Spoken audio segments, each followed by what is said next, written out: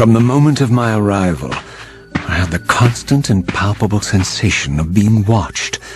Someone, it seemed, was keenly interested in my presence here. From the look of it, this door had been sealed for centuries. I began to realize it was no mere coincidence that I found myself standing here, beneath this winged figure with blue skin and cloven hands so like my own, and bearing this unique key. And so it was with a sense of gravity and trepidation that I unsealed that ancient door and crossed the threshold.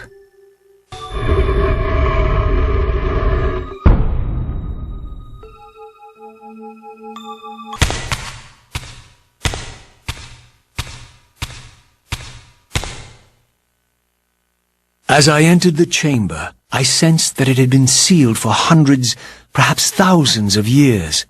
And while this room was clearly built when the pillars were erected, I knew that no human hand could have shaped this place, and that perhaps it had never been seen by human eyes. The surrounding murals depicted a winged race, their features so like my own, but beautiful, where mine were grotesque, and angelic, while mine were demonic. I tried to decipher these images. A great war, but with combatants like none I had ever seen.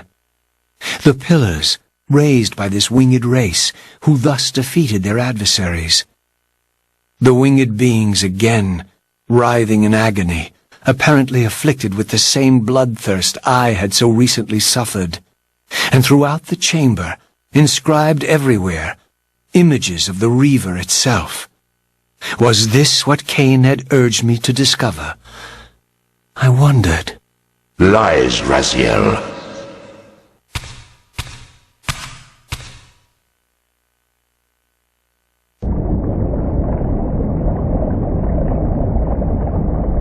Do not be deceived. Ah, my ancient benefactor. And I dared to hope we had parted ways forever. Your silence was refreshing, while it lasted. No doubt you have a conveniently inexpressible reason for your presence here? Do not be insolent, Raziel. I am eternally present here and everywhere, now and always. I am the still center of the turning wheel, the hub of this world's destiny. But perhaps not so omnipotent as you'd have me believe. Your hold on me appears to be tenuous. I no longer seem to need you. Yet I'm guessing you still need me. This impudence is unworthy of you, Raziel. Do not forget that you have a task to fulfill here. You are indebted to me. Indebted? You would have me show gratitude for a gift I didn't ask to be bestowed? Do you forget that you forced me to inhabit this vile carcass? I restored you to yourself, Raziel. It was Kain who destroyed you. The very enemy you've just let slip through your grasp. Do not fail me, my servant. I serve no one. Not you, not Kain, and not your lackey Mobius. Mobius is my good servant. I have many. And if I tell Mobius that he's worshipping a giant squid, do you think his faith will falter?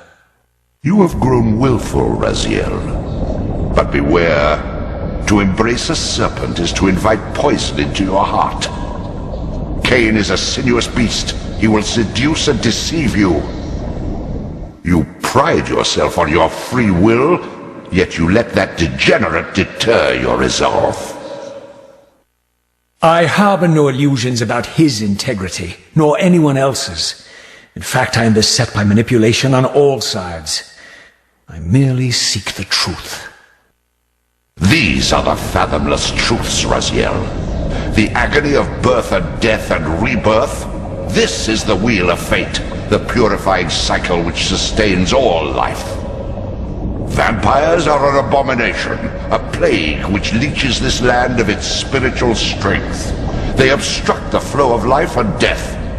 their souls stagnate in their wretched corpses. But the wheel must turn. Death is inexorable and cannot be denied. Your destiny is irresistible, Raziel. You are my soul Reaver, the scourge of the vampires, reaper of their apostate souls. Remain steadfast, end the vampire's parasitic curse, and restore Nosgoth. Kain's blood belongs on your hands. Kain indeed deserves to die for condemning me to this repugnant form, but if and when I kill him, it will be for me alone to decide. Kain destroyed you without a flicker of remorse.